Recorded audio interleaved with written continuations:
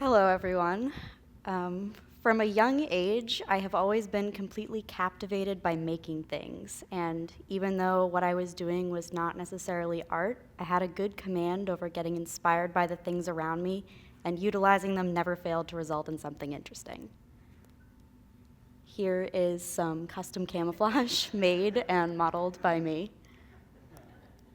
I saw potential for sculpture in pasta and wound up with a lot of pasta shards under my fingernails. And that's me on the right. I tie-dyed the sheet myself, and yes, I did need the antenna, the wings, and the peace sign. But it wasn't until high school that I began taking art and creative endeavors in general more seriously. One morning when I was 16, the girl standing behind me in my gym class served a volleyball into the back of my head with approximately the same velocity as a car crash. My head snapped forward, my vision started flickering, and I would spend the next 2 years recovering from a traumatic brain injury. Throughout my recovery, I was forced to abide by a lifestyle that limited the use of my brain. I couldn't partake in any aspect of normal life, and not surprisingly, it wasn't until everything was taken away from me that I realized the things I had been taking for granted. Making art was one of the things I missed the most, and it was also one of the first things I was allowed to do again when I was recovering, except this time I thought about it completely differently. Not only was it a way for me to decompress and feel productive, but it was a new tool for me to communicate visually and heal. Understanding that I could use art as a new voice to communicate specific thoughts and emotions to other people was so powerful to me, I knew I had to pursue it. In my eyes, the possibilities were and continue to be endless. So, in the fall of 2012, I began my freshman year of art school at Boston University. And like many other college freshmen, I had no idea what I wanted to do, what kind of art I wanted to make, or how any of that would apply to a future job. Over the next year and a half, due to forces completely outside my control, I would become heavily involved in community-based art in and around the city of Boston. On April 15th, 2013, 2 bombs were detonated at the finish line of the Boston Marathon. I still don't think I'll ever find the right words to describe that day. Celebrating Marathon Monday in the city of Boston is an incredible experience. The Boston Marathon is the oldest annual marathon in the world, and the energy in the atmosphere is truly amazing. If you ever have the chance, you should go. But the marathon is more than just a celebration of the city. It's a celebration of life. Athletes come from all over the country and all over the world to qualify and race 26.2 miles all the way to the finish line. Groups and teams run in support of charities, soldiers run with their platoons in full gear, and many other individuals run in support of causes of their own. A couple of local favorites, known as Team Hoyt, had been running the marathon together for 30 years. Father Dick pushing son Rick's wheelchair, all 26.2 miles. I remember watching the Hoyts go by that day and being moved by their incredible strength, determination, and power. The 2013 Boston Marathon was supposed to be their last together, but along with nearly 6,000 other participants, the Hoyts never finished. They were stopped at mile 23, where they learned 2 bombs had gone off at the finish line, killing 3 people and seriously injuring over 200 others.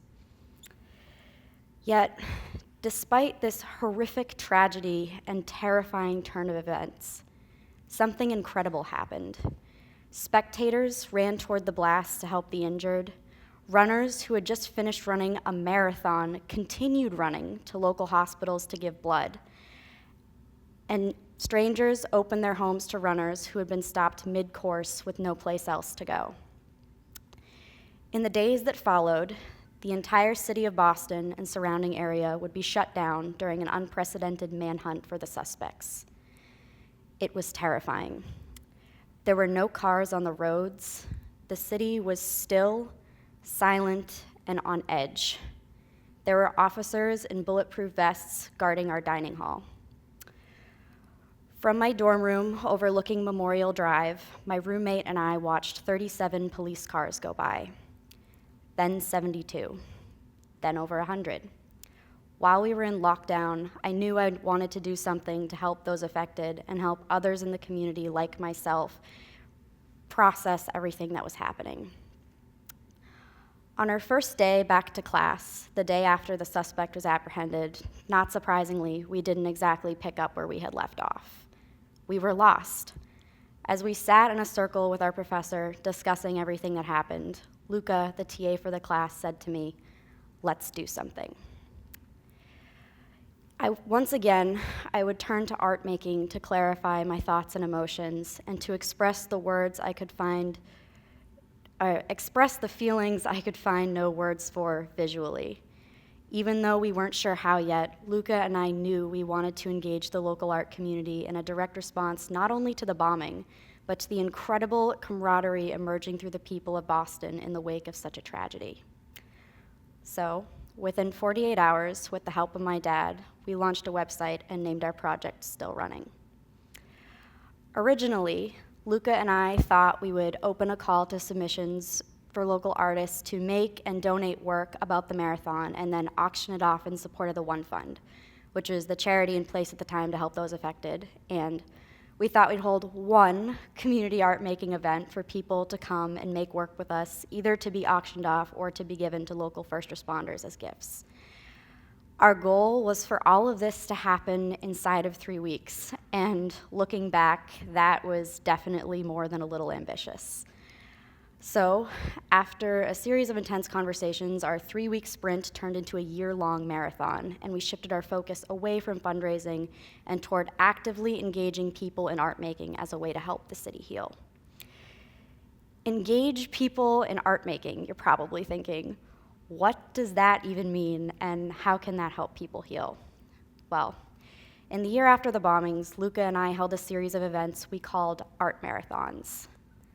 At an art marathon, we'd take over a space in the community, usually a gallery or school space, and fill it with free art materials and invite anyone interested in coming out to make art with us, with the idea that all of the work would later be gifted to local doctors, nurses, and first responders as thank you gifts for their service. To reduce those events down to a couple of sentences like that makes them sound so simple, and don't be fooled. In order to engage a large number of people in art making on an ongoing basis, we would need art materials, we would need funding, we would need a way to communicate with the community at large to even let people know this was happening. And as I would come to later find out, we would need all kinds of things I never would have even thought of. We were going to need a lot of help.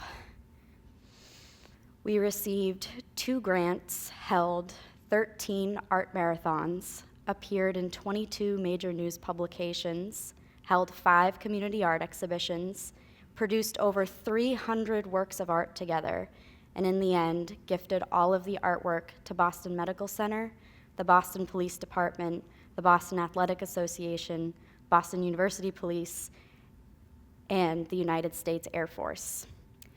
And the resulting artwork was astounding. Oh, there we are. Made by local artists, students, and members of the community alike, the work shows a tenderness for the city in its honesty and modesty. When you look at these artworks, I ask you to look at them and judge them not by their technical skill or artistry. In fact, many of them weren't made by artists. They were made by people who just wanted to be involved. And that took courage. They let go of their vulnerability and the notion that I can't draw, which everybody seems to have. And by the way, you all can draw, but that's another talk. And they made sincere artwork they knew the intended recipients would appreciate. And that gesture is all that matters. What I think everyone can take away from my experience of starting a large-scale nonprofit project with absolutely no idea how to do so is this. If I, as a 20-year-old freshman in college, could figure out how to fund, manage, and execute an idea of this size and scope while working 2 jobs and enrolled as a full-time student, anyone can. You just have to approach it with the right plan. So here are 7 tips I have for you on how to take meaningful action in your community. 1, respond. If you see something in your community or elsewhere in the world that interests you, bothers you, affects you, whatever, respond to it. Take action. You can learn how along the way. 2, identify your strengths and weaknesses. Different people with different strengths working together can help each other succeed. 3, have a good support system, and trust me, you're going to need it. Having my friends, family, and colleagues to confide in, bounce ideas off of, and occasionally enlist in manual labor at events was an incredible help. 4, don't be afraid to take risks. If there's anything I've truly learned from my own life, it's that you never know where you might end up. I wound up on this stage at a leadership training on Capitol Hill and in a meeting in Senator Elizabeth Warren's office carrying a plastic briefcase full of Legos I would need for my sculpture class later the same day. Yeah. And if you're worried about looking naive, don't be. Embracing naivety can make taking risks easier. Weirdly, I think how naive I was starting out was one of my biggest strengths. Risks and commitment aren't as scary when you don't know how bad the outcome could be. You seem more approachable, and if you're optimistic, it can even make people want to help you. And sometimes the best support comes from the most unexpected places, and the only way to find it is to just put yourself out there and stop being afraid of looking stupid. Which brings me to my next point. Ask. If you don't know what you're doing, ask for help. Ask your friends, ask your family, ask your community, ask Google if you have to. I asked Google for a lot of help, and there's no shame in doing that. 6, be yourself. As the author Neil Gaiman famously said in his Make Good Art speech, the only thing you have that nobody else has is you. Your voice, your mind, your story, your vision. So write and draw and build and play and live as only you can. Every single person in this audience has something unique to offer to somebody else. Finally, 7, make yourself available to others. When you're trying to get a cause off the ground, you have to inspire people in the same way that a great teacher inspires students. Think of your favorite teacher. Great teachers inspire students because they make themselves available to them. I had an incredible art teacher in high school, Megan Dinsmore, and she was the first person to encourage me to go into the arts, and in many ways, she's directly responsible for everything I've been able to accomplish. By making yourself available to others, you're offering yourself as a resource to that person, and there's no telling what you might be able to do together. When people believe in you, you start to believe in yourself, and when you feel confident in what you believe in, you can reach out to other people and support them. It's a very important cycle. There it is. What I hope everyone can take away from this talk is that if you have an idea you think could improve something in your community, start a new business, make people laugh, anything, no matter how crazy or intimidating it may seem, try to pursue it. In fact, I would argue that the crazier your idea is, the more you should try to pursue it because you'll pique people's interest, and in my experience, that has always led to the most surprising outcomes. My unexpected involvement in community arts has shown me the incredible capacity creativity can have in uniting people under a common goal. When I started out, everyone said I was crazy, that my idea would never work, and that I would never follow through. Proving them wrong was the best feeling in the world. So the next time that you have the fleeting thought, what if, I challenge you to let go of your inner critic and see where it goes. You never know where you might end up, and the places you go along the way just might change your life. Thank you.